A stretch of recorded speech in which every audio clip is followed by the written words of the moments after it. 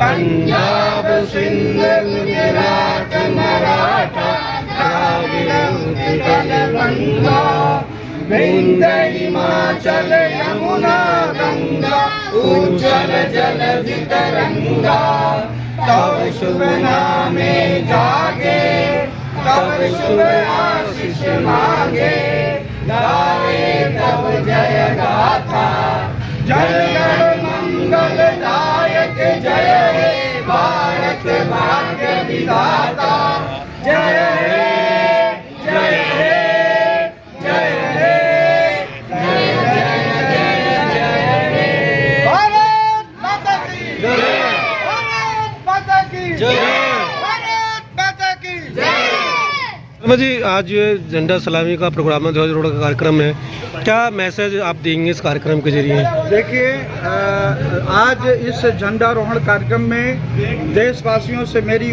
Appeal है कि आप लोग भाईचारा कायम करते हुए जब भी देश की एकता अखंडता पर प्रश्न उठता है तो सभी लोग पक्ष विपक्ष जो भी है देश की एकता के लिए देश के साथ खड़े होइए, यही मेरी अपील है।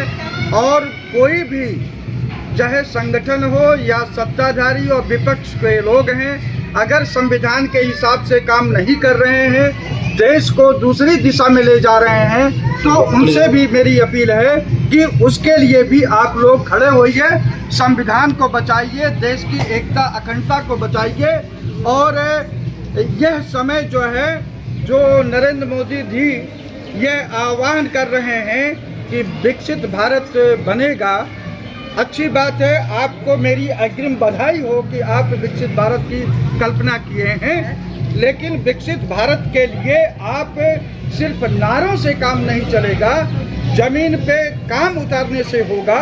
और उसका मूल संरचना ये है कि इस देश के लोगों का पर कैपिटा इनकम $18,000 होना चाहिए पर मंथ, और करीब 30 लाख ट्रिलियन डॉलर ये होना चाहिए।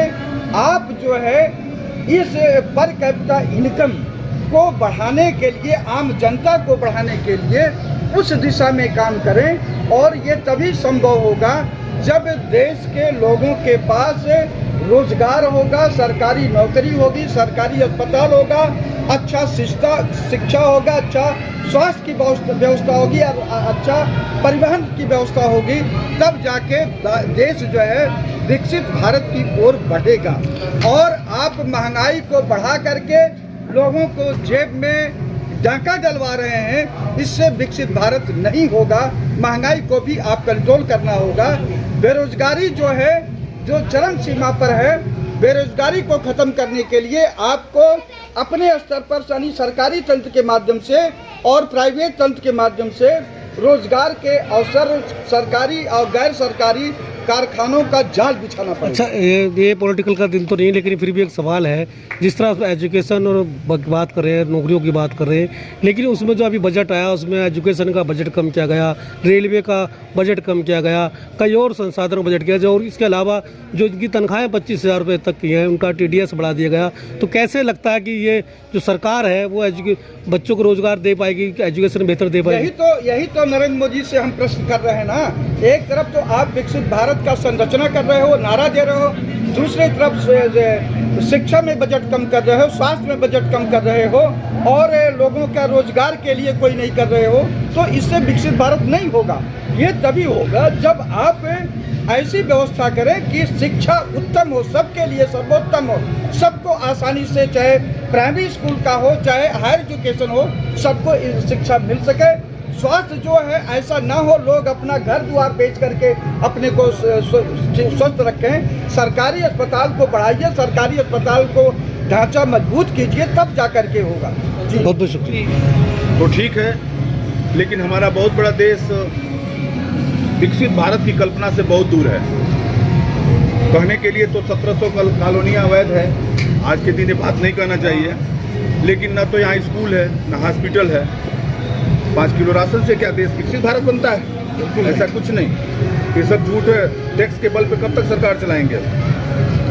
आपका सवाल बिल्कुल जायज़ है कि गवर्नमेंट इतना टैक्स आपसे मांग रही है, कुछ बचता नहीं आपका। गरीब आदमी बेरोजगार घूम रहा है, क्रय क्षमता घटता जा रहा है। विकसित भारत का कहाँ से परिभाषा हो गया है? बिल्कुल छलावा है। देखिए अगर जिस रोड से हम अभी आए हैं, जिस रोड से हम आए वहाँ बिल्कुल गंदगी का अंबार है, पानी भरा और जिसने आज़ादी हम मना रहे हैं। बिल्कुल बिल्कुल सत्य बात है।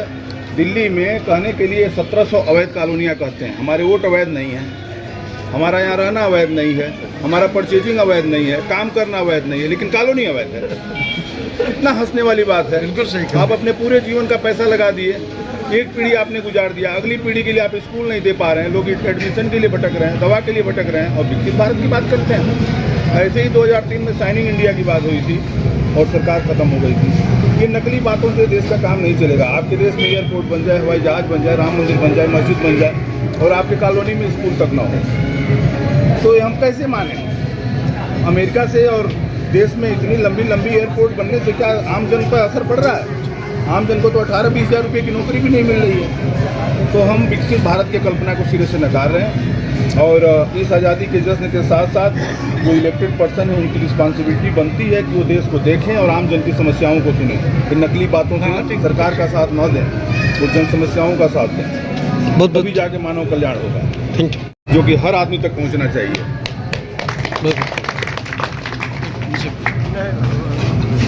कुछ बताइए। कहाँ गई प्रिया?